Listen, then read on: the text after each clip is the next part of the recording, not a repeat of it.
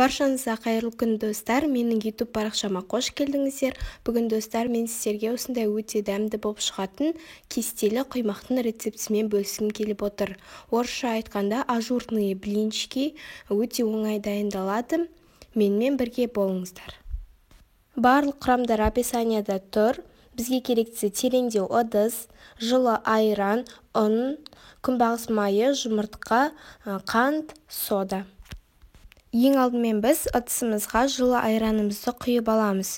Одан кейін оның үстіне ас содамызды саламыз. Кішкене жылы жерге қойып қоямыз, ол реакцияға түсуі керек. Араластырмаймыз. Одан кейін 15 минуттай тұрғаннан кейін барып араластырамыз. Сол кезде осындай бетінде көпіршіктер пайда болады. Қантымызды саламыз. Одан кейін жұмыртқамызды салып, барлығын жақсылап венчикпенен араластырамыз. Қоймалжыңдау масса пайда болғаннан кейін үстіне күнбағыс майын салып, тағы да жақсылап араластырамыз. Ұнымызды илектен өткізіп салатын боламыз. Міндетті түрде илектен өткізіңіздер, бұл маңызды. Жақсылап араластырамыз. Бізде осында қоймалжыңдау масса пайда болу керек. Оның үстіне қайнап тұрған ыссы суды құямыз. Және де тез-тез араластырыңыздар, біздің қамырымыз пісіп қалмауы керек.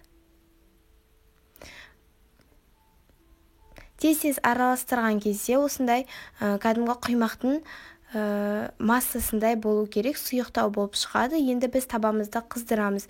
Оның үстіне күнбағыс майын құйып, табамызды майлап аламыз. Одан кейін қызып тұрған табаның үстіне біздің массамызды кәдімгі құймақ сияқты етіп пісіретін боламыз.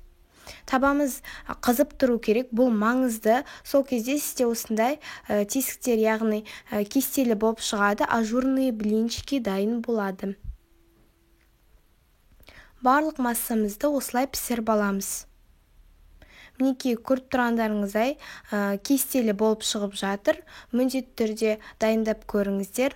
Бұл іске асатын рецепт. Мінекей достар, осындай бізде өте дәмді болып шығатын ажурные блинчики дайын болды, яғни кестелі құймақтар. Міндетті түрде бұл видео егерде сіздерге ұнаса лайк басып, комментария жазып, менің YouTube каналыма және де Instagram парақшама тіркеліп кетуді ұмытпаңыздар. Барлық құрамдары осы видеоның астында описанияда болады. Менімен бірге болғандарыңызға рахмет.